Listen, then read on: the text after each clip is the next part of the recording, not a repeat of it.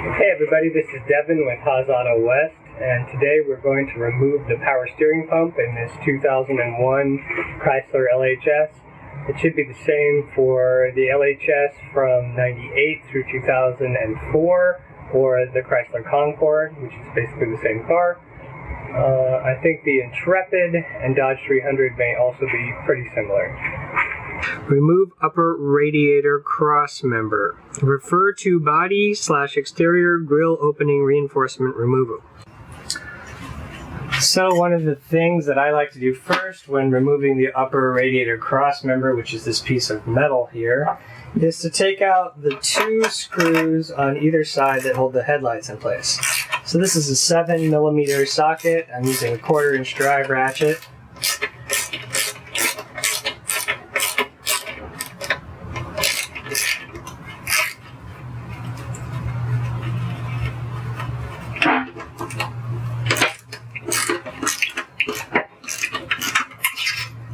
There's one of them. You'll notice they're really long, but the threads are just at the top. So it threads into the cross member and just holds the headlight in place vertically on it. There's a plastic tube that goes into it.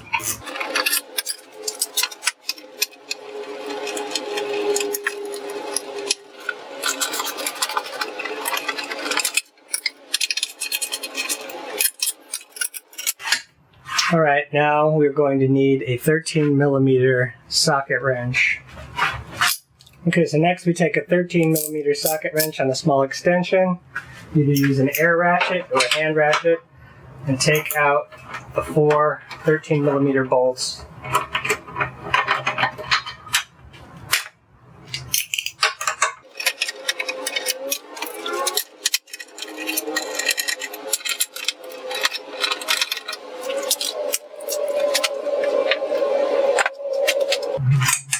Next, we need a 10mm socket. We'll take out the 2 bolts on either side, one here, one on the other side if you have it. I only have one.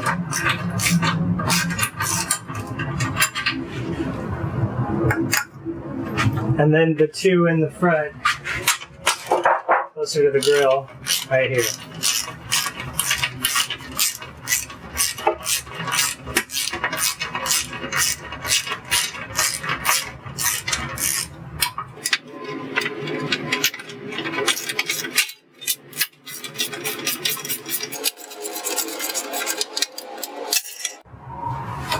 Next, we'll use some kind of trim tool to take out the Christmas trees. There's 2 different kinds. There's one right here to a plastic support, and then there's 3 along the front here.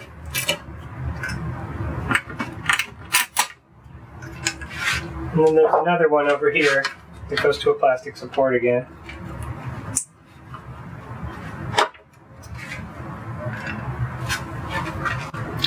Next, we come over here on the driver's side, and we're going to take a 10mm on an extension, and we can get these 2 nuts that hold the speed controller in place.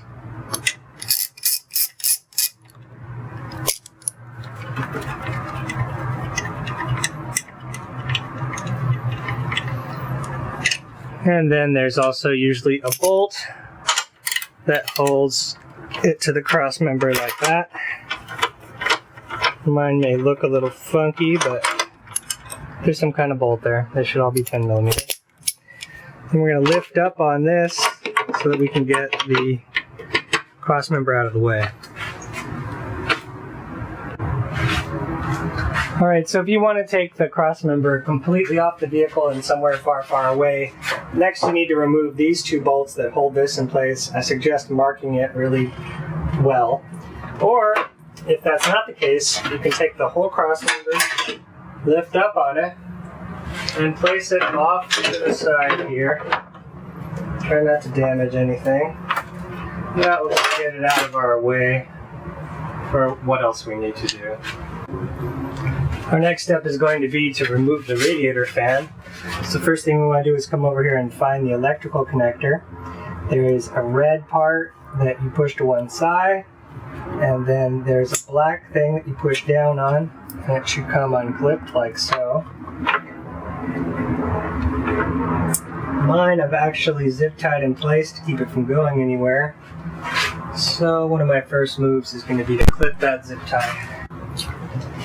I feel like it might make my process to get the fan off easier to just go ahead and remove the upper radiator hose. So I'm going to get over here with a pair of channel locks and squeeze this little spring clip all the way closed.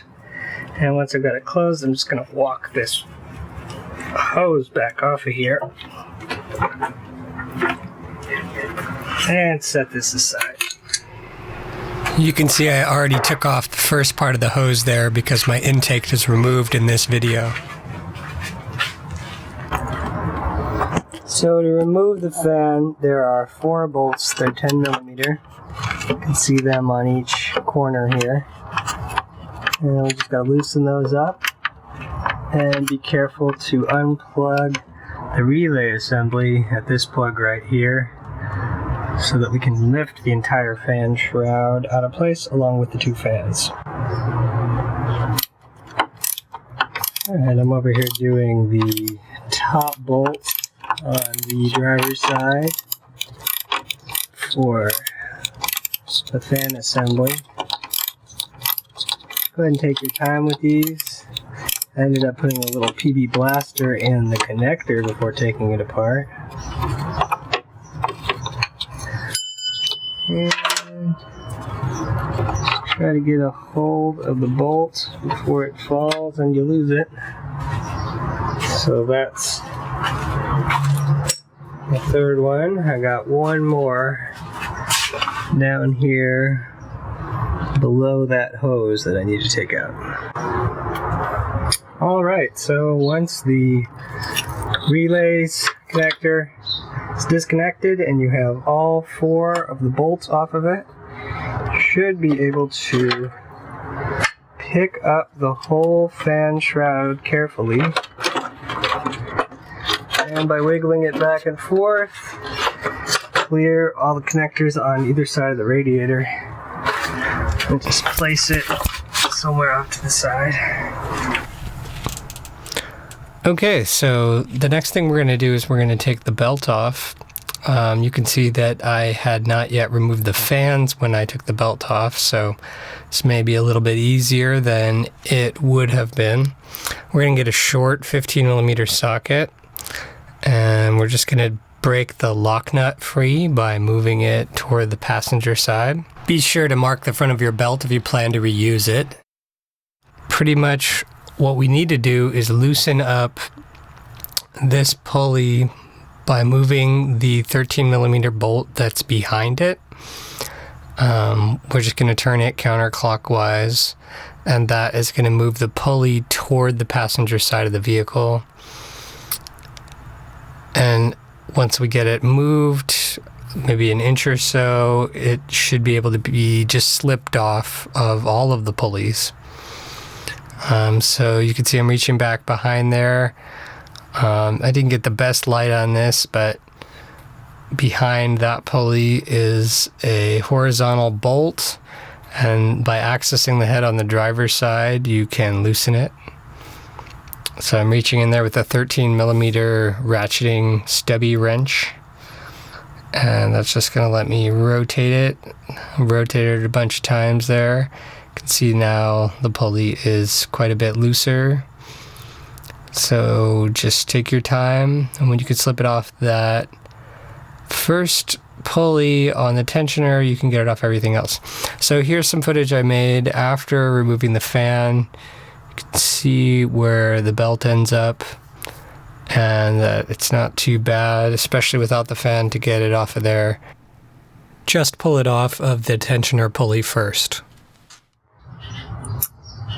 For the pressurized side of the power steering pump, we're going to need to put a crow's foot down on it. I've got a 19 on there. Let's see if that works out. I'm using my wobbly extension so that I can get in there. And you can see off to the right, over here, maybe it's a little too dark, I'll have to get some light in there, is the unpressurized side. It's just going to take a pair of channel locks to get it off. Alright, well, I'll get some light on that. I'll take a picture of it in a minute. 19 with the crow's foot wasn't working very well. It still seemed awful loose. So I'm getting in here with a stubby 18 wrench. Looks like that's going to fit on there a little bit better. Of course, we need to go counterclockwise. There we go. And just take your time. Since you're working with a stubby, or maybe if you have an 18 crow's foot, I couldn't find mine. We're just going to take this fitting apart. It is going to leak power steering fluid once I get this open. But I'm sure my power steering fluid could use complete replacement at this point anyway. So we're just going to expect that to drain once we get past a certain point.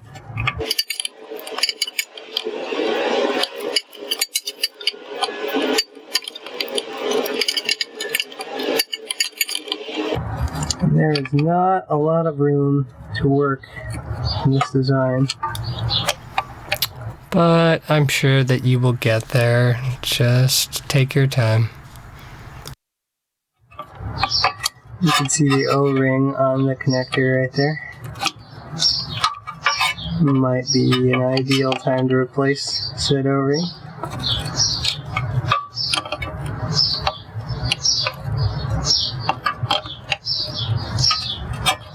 Alright, once you get to a certain point, you might be able to just reach in there and move it by hand. Get it out those last few turns. And once you have the connector free, you just want to pull up on it a little bit. And then it should start to drain. Come underneath here and make sure you're catching the power steering fluid.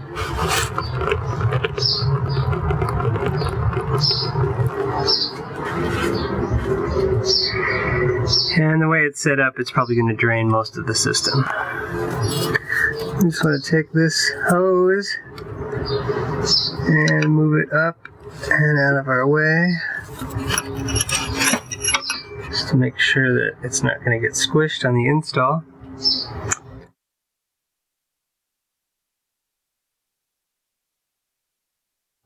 So you can see that C-clamp there. That's the low pressure return for the power steering pump. And we just need to open up that C-clamp using whatever tool we'd like and wiggle that hose off the power steering pump over toward the driver's side of the vehicle. So I ended up using this tool that we could have used on the radiator hose. It's got a little wire that lets you compress the C-clamp. And we're just going to move the clamp over toward the driver's side of the vehicle and then pull the whole hose off. So I've got the hose clamp opened up and you can see the hose has started to move off of the metal nozzle.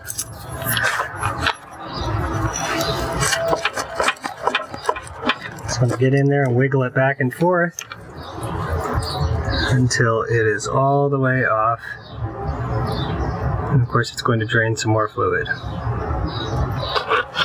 There are holes in this pulley that let you put a wrench through it. What you gotta do is line up the holes with the bolts that go through the power steering pump. I'm pretty sure they're 13 millimeter, so I'm gonna go grab myself a 13 millimeter socket. Half inch might work also. This is my 13 millimeter socket.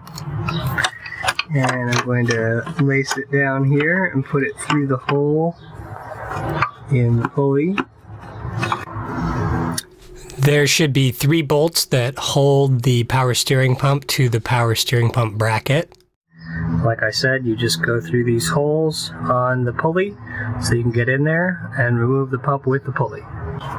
And once you have all 3 bolts out of the power steering pump assembly, just wiggle it over toward the driver's side and the entire thing should come out of the vehicle. So here's what my new power steering pump looks like. You can see it's got 3 bolt holes, and this is the place where we're going to have to attach the pulley. And you can see where the bolts that hold the actual assembly together are. There's 4 of them. You don't need to take those apart when you're disassembling it. And here's the connection for our return, and here's the connection for the pressurized inlet. So there's a few parts that are going to have to come off the old pump before we can install this one. It also comes with a couple of O-rings that we're probably going to want to use to replace the connections. Alright, a couple details of note. We're going to move this part right here, the return, over onto the other pump where this plug is in it. See the plug right there? And it's going to have to come off by removing this small bolt right here that holds the two things together. Then we're going to have to remove this pulley off of here and install it onto here. Alright, to remove the return connector, it's going to be a 12mm bolt. So we just want to remove this bolt. You might have to put this in something to hold it, or you might be able to do it by hand. Let's take a look at what I get accomplished here. Well, that wasn't too bad. I was able to remove the return connector with this 12mm bolt. You can see that there's an O-ring on there. We're going to want to replace that O-ring before we install it onto the other one. First, I'm going to transfer the pulley before making things more complicated on myself. One of my first moves is going to be to get some PB Blaster and hit the middle of the pulley. We'll clean it up and lubricate it and let that sit for a little while I rig up something to pull the pulley. Alright, so here's my power steering gear puller set up. Got both of these bolts as tight as I can on the lip here, and I've tightened these top two. I'm going to take a 19mm and just slowly tighten this top one while holding onto the bottom of it, and that should pull the power steering pulley off of the pump. Okay, so in this particular case, the bolt ended up being a 3/8 inch bolt with 16 taps per inch on it. And the bolt head is 15mm. Okay, so as long as it has the correct number of threads, it should fit down in the center of the pump, allowing you to pull the pulley off using the other kind of puller, like we see here. So first things first, we've got to grab the one that matches the inside of the pump, and we can thread it onto the other part here that will hold the nut that goes down it. And then this piece should fit inside the pump. You could put some grease on it if you want to be sure it doesn't get stuck, but it should thread in fully and seat fully. Then we put the nut on it and move it down the entire thread. And we're going to use these two little cup-shaped pieces that go around the piece that moves and around the edge of the pulley, and then they have a band that fits around both of them to keep it snug. So we're going to go ahead and grab a socket wrench and a wrench. At first I had the wrench, 12mm, but the socket wrench really did end up being easier, and a 20mm to turn the nut.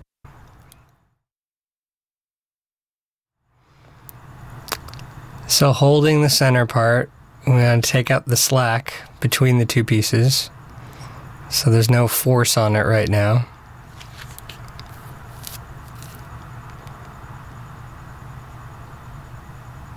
Then once all of our slack is gone, we're going to have to actually put quite a bit of force on it.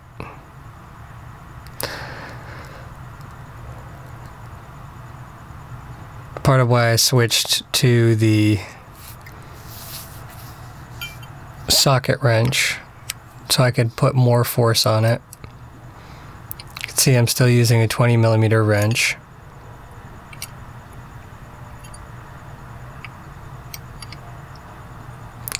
And I've got the pump held lightly in a vise with a rag between it, trying not to damage anything. Definitely pay attention to what device is grabbing onto. Alright, and because they were difficult to move and it was really difficult to get enough force on it, I've got my two small pieces of metal pipe here making both of my wrenches longer so that I can put enough force on them to move them by hand. There are probably ways this same tool can be used with an air ratchet. And you can see it is rotating some. But little by little, this should allow you to pull the power steering pulley off of the pump.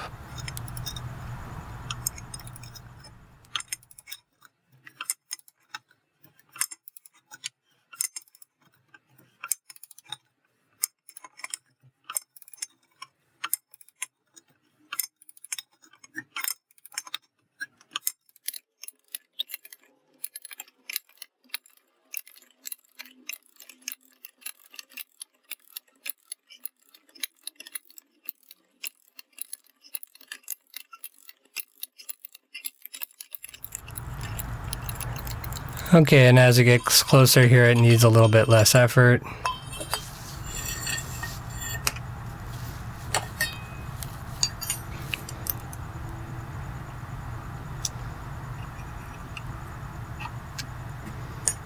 Okay, so the band comes off, and then the two cups, now that it's free of the pump. Then we can back the main nut off.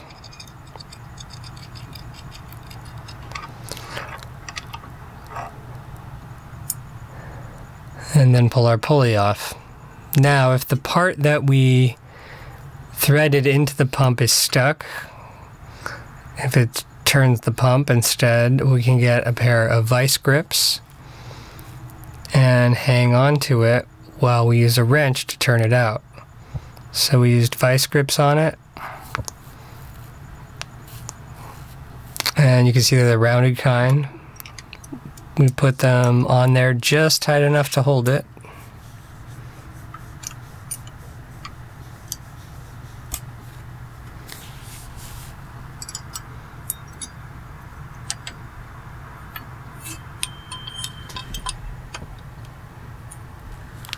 And you can see that was actually a 14. But whatever size it is, just pop it back out like that. Alright, so that's our old pump. We're done with it. We're going to swap it out with our new pump now. First thing we do when we get our new pump is we're going to put some grease on it. It's going to help us twist our pulley on there.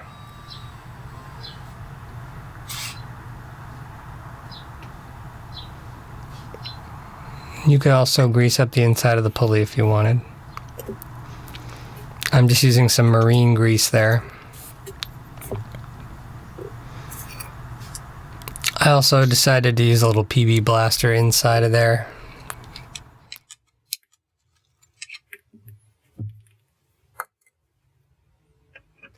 I want to get it lined up on there and push it flat.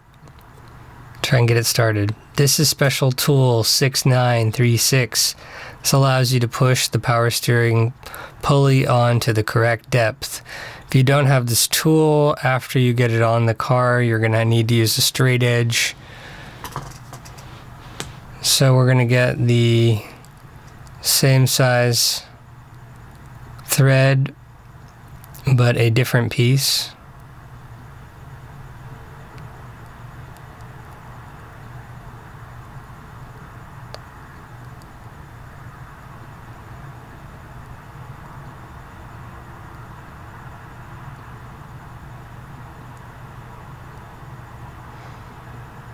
Alright, now we have screwed the other piece back onto it. A washer, a bearing. You can see it, the inner part moves. We want that part down. And then the nut.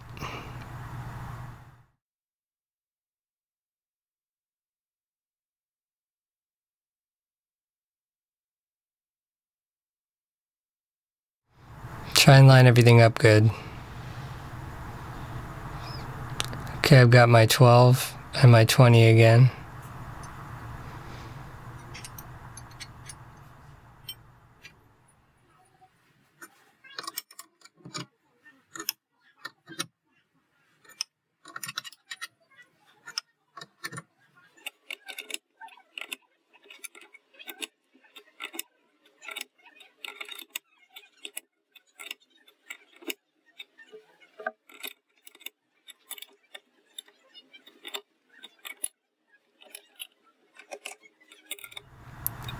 The spacer tool should allow us to push it on all the way until it won't move anymore.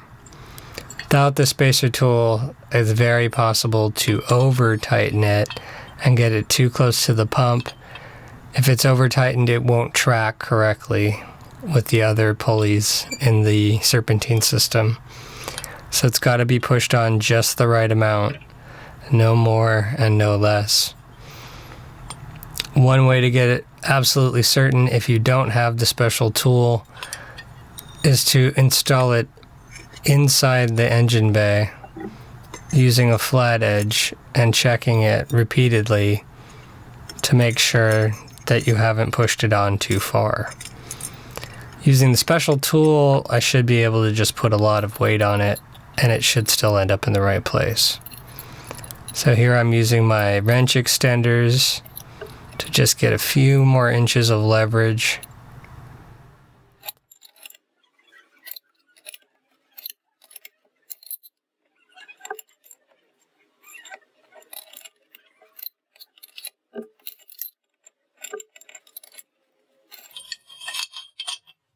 It should be really clear once you've got it all the way installed. It just doesn't want to move anymore. Pretty much after that, you just need to disassemble all of the tool parts and put them away. Then I'm going to take a pair of pliers and you'll see how the other side looks right there. I'm going to just take this plug out of the newer pump.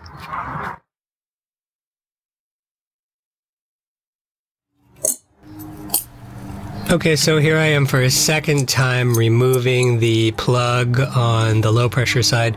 You'll notice for the next section here, I'm going to show you a lot of these things twice. Alright, when going to connect the return fitting, there was just a little O-ring on here. I took a pick and grabbed it.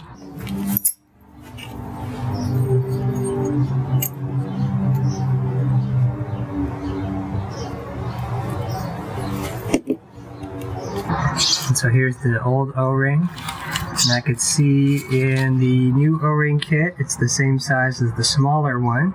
So I'm just going to cut the O-ring kit open and put that on there.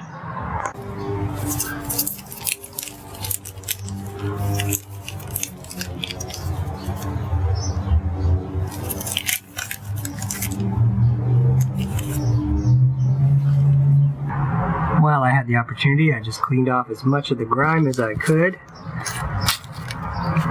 Take the new O-ring and just slip it over that. So there it is installed.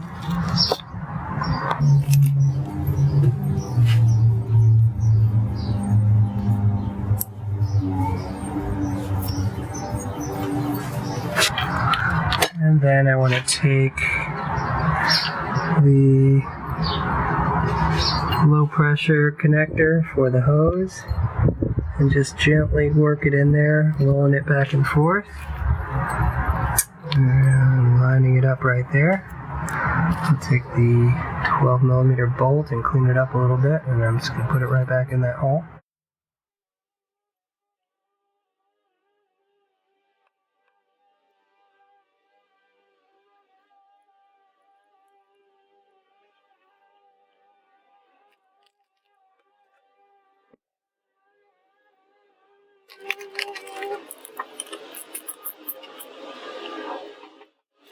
And there is the bolt installed for the fluid connector on the pump. was unable to find a torque for it, so just make it nice and snug so it doesn't leak. And it should sit flush once it's installed. Next, we're going to remove this cap right here. In my case, it's a 15. It doesn't take much effort to get it off. Just be able to see down inside the pump.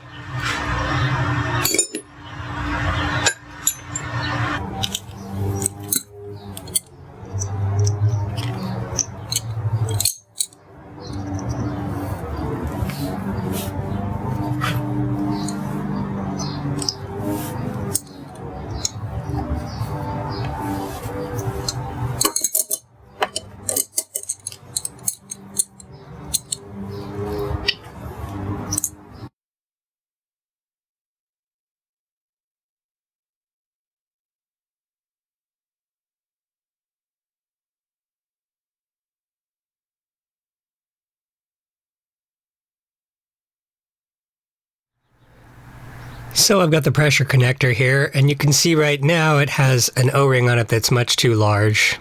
Got to make sure you have the OEM sized O-ring.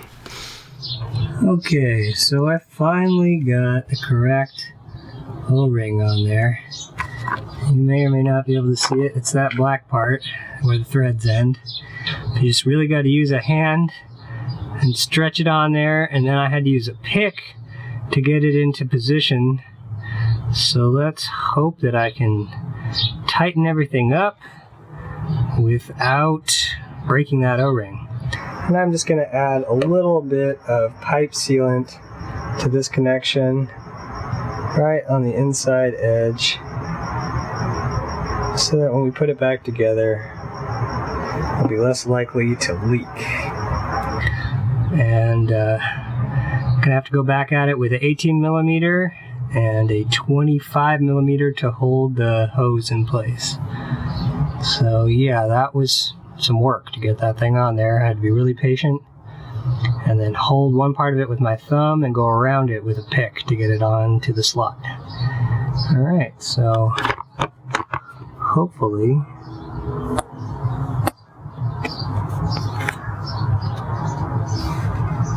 yeah, you can see it there.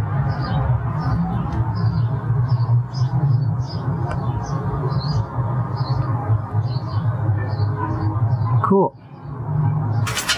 And hopefully there's enough room in there for this fitting. Still holding it with the 25 millimeter wrench.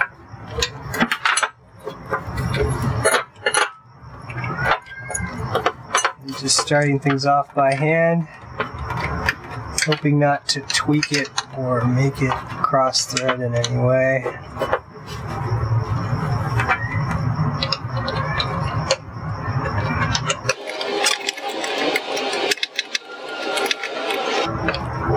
Just make sure you wiggle it around until you get it to thread correctly.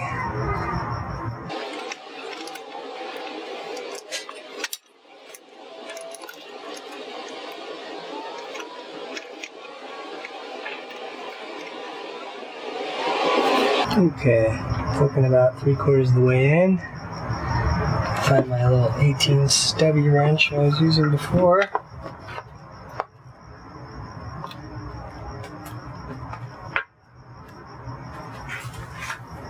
And hanging on to the 25 millimeter. Just gonna tighten this part with the 18.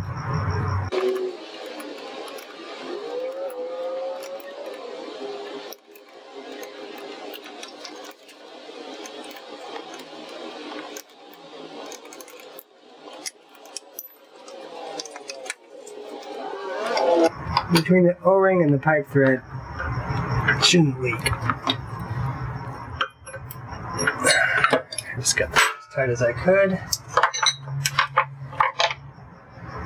Use one more turn with the actual 18 wrench instead of the stubby. It seems to have moved another 1/4 turn.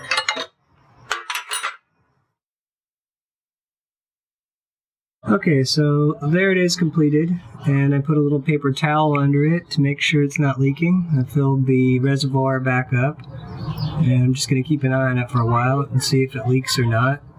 And you can see the gasket or the O-ring right there. I put a little bit of True Blue pipe sealant on there, TRUEBLU, and that's just as a little added precaution to make sure that it's going to really seal. So hopefully that'll be the end of that. So here's a really simple system that I rigged up to be able to flush fluid through the power steering system. I just took a straw and a container, put some power steering fluid in the container, and then shoved the straw inside of the pressure connector. It just happened to be the right size. So then I was able to pull fluid through the power steering gear. I ended up flushing it and then reverse flushing it. The way the power steering hoses are set up, it goes to the reservoir last before returning to the pump. So then we did it backwards, just trying to get all of that old fluid out of the power steering gear before putting the new pump in. We want to just give it a chance to break in with clean fluid and not the fluid filling in the reservoir and the steering gear. So once I ran a few quarts of fluid through it using the hand pump and just saw that it was finally clean, then you can see I'm pulling the O-rings off of the pressure side connector. I'm just draining out the return hose there to get the last little bit of fluid out of it.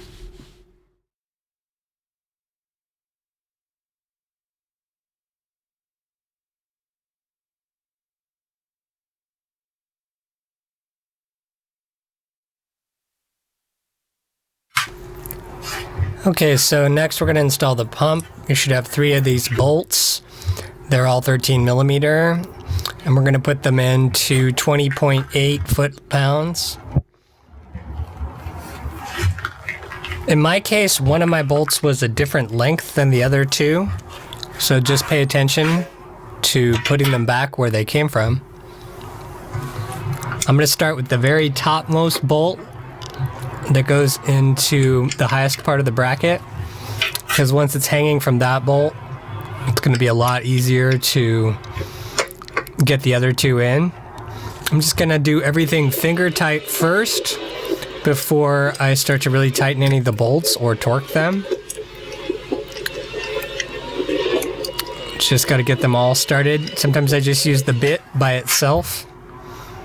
There's my second one. This one's in the middle of the bracket.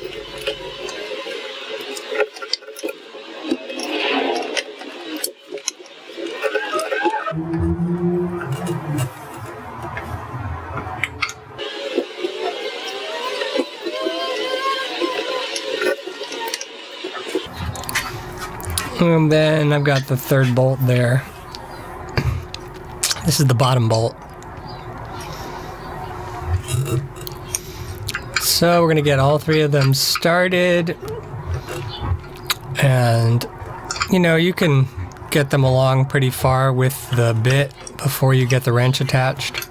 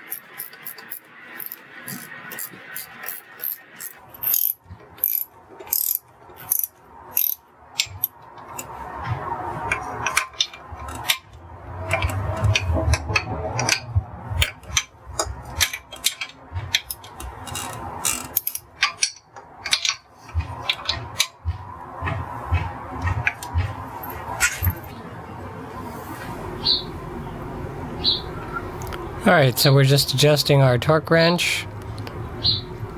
Going almost to 21 foot-pounds. 20.833.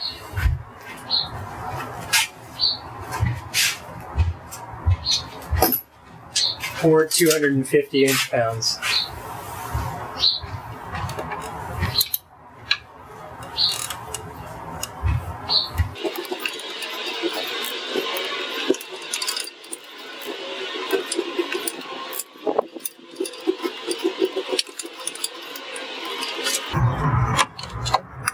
Okay, so here's the pressurized side of the power steering connection. And you can see there's a large O-ring here. I can see that in the kit. And then there's also this other O-ring that looks like it's squashed flat. So I'm going to go grab a pick and take those two things off. And I can get in there. The larger one's not too hard to take off. Comes right out.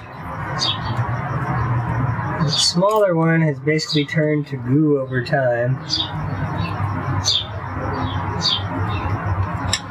Getting it off is going to take a little more work. I got to get in there and get under it and then pull it off. And that one broke, but you can see it. And I can hold these up to their replacements. Just make sure that they look like the right sizes.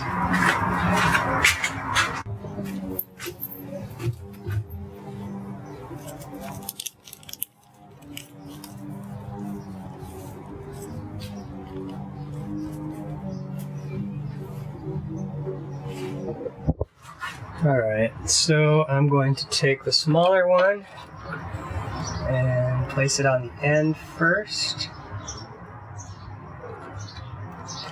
That looks like a good fit.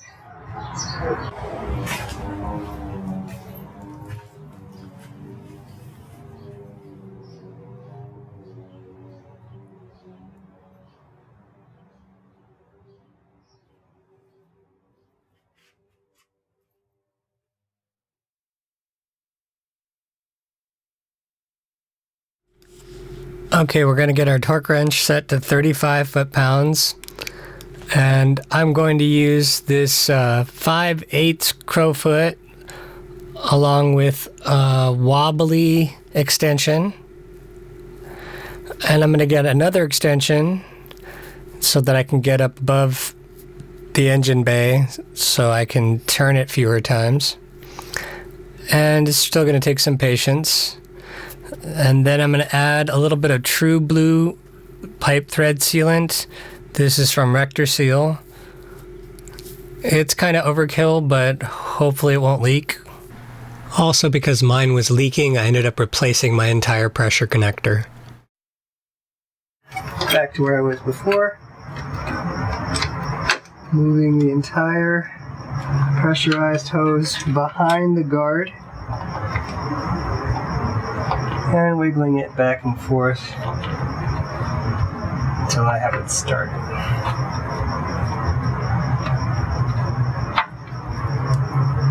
Okay. After I get a couple turns, moving it back and forth, still wiggling it around to make sure it's seating correctly. You know, it can be difficult to seat this connection correctly.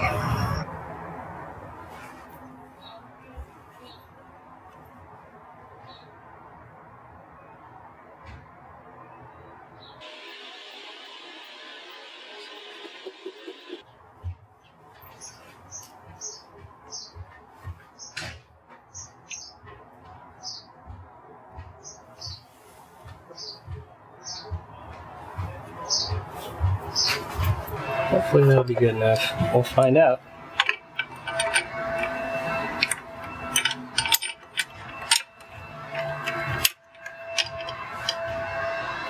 So this is a 5/8.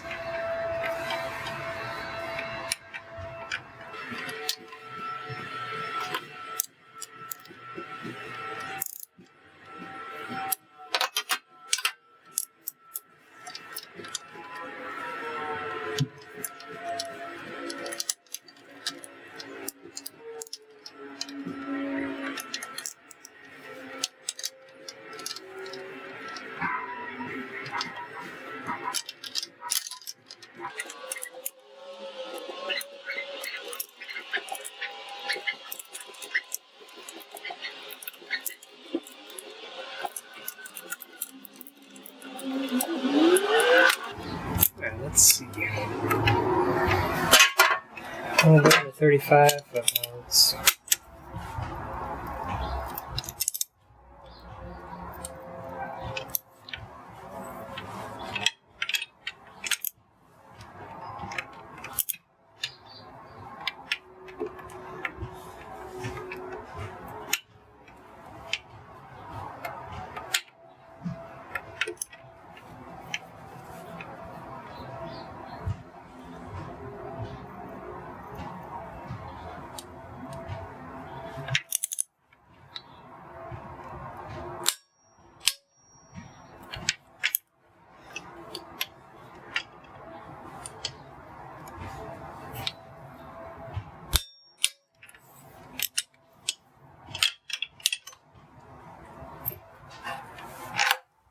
To look out for, if you're reusing the same belt, be sure to put it back on the way that you took it off originally.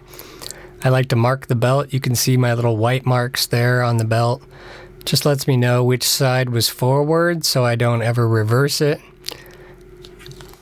I'm going to go underneath and reattach the low pressure hose.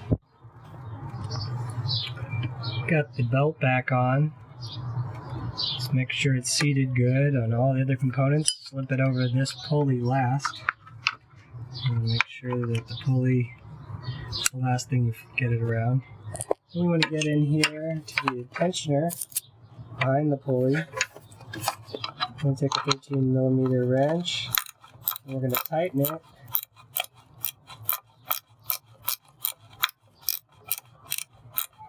It is really easy to over-tighten this pulley. In my case, with the amount of belt stretch I have, it gets to where it's almost lined up with the back of the housing. You want to check it where it's long, push on it. When it's right, you should have about a 1/2 inch of deflection. So that means you should move 1/2 inch where you push on it. Like I said, it's really easy to over-tighten it. Before you put the whole engine cowl back on, you want to start the engine up. Double check to make sure you haven't over-tightened it. But before you do that, I'm going to take a 15mm socket wrench and tighten the lock nut in the center. So get on that lock nut. You've got that cowl for the fans back in place. You need to just pull it forward before you do this.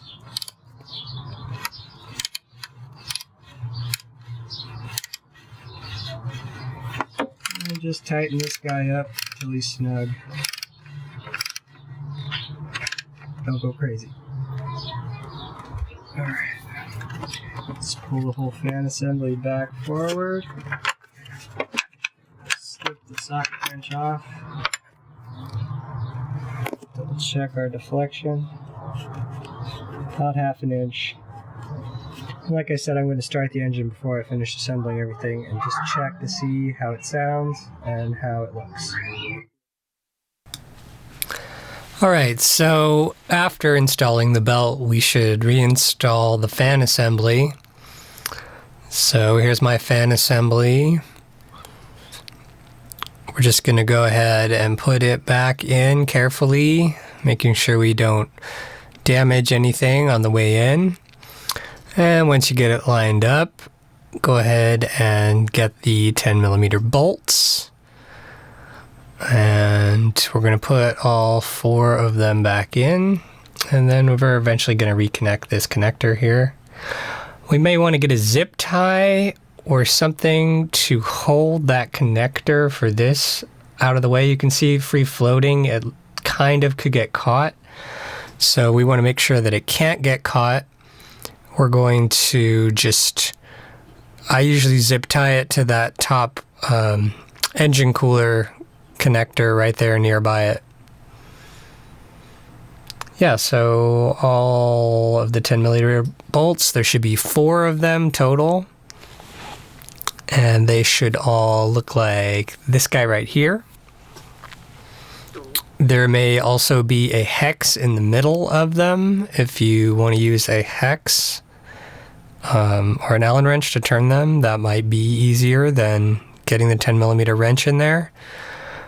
The two on the top I show myself doing here, but there are two more on the bottom you have to do as well. And they're usually easier to get from the bottom.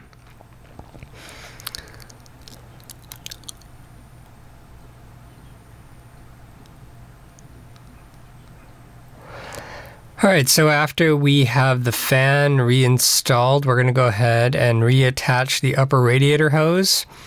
Pair of channel locks or the tool that opens up those C-clamps, either one. You're going to need to open up the drain cock on the top of the engine if you have this hose off to get the air out. It's a 10mm. It's right between the two halves of the engine near the front there. Just gonna have to open that up and let it run till it has burped itself. Once you have the hose back on and you've got this connector reconnected, like I said, you want to be really careful of the routing before you put the shroud back on. Make sure that it is not going to get caught in anything. And then you also want to check the cable for the hood release. That cable for the hood release, when you move it, could get in the wrong location. So just be sure you keep it in front of the pin that comes through the cross member from the radiator. Just make sure it doesn't get caught on the belt side of things. So then we can put our cross member back in, and if you disconnected the latch, you're going to need to reconnect it right in the same spot it was in. Our first step is going to be to put the 4 bolts back in the headlights.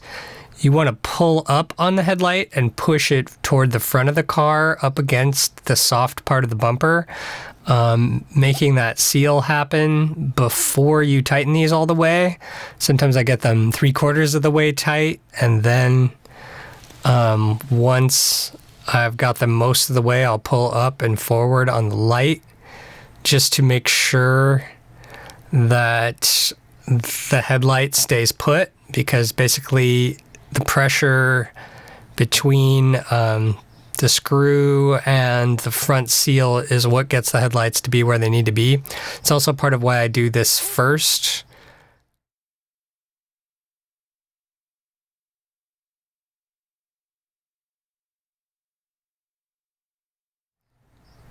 Yeah, you don't want to over tighten these. Each one has a little metal insert.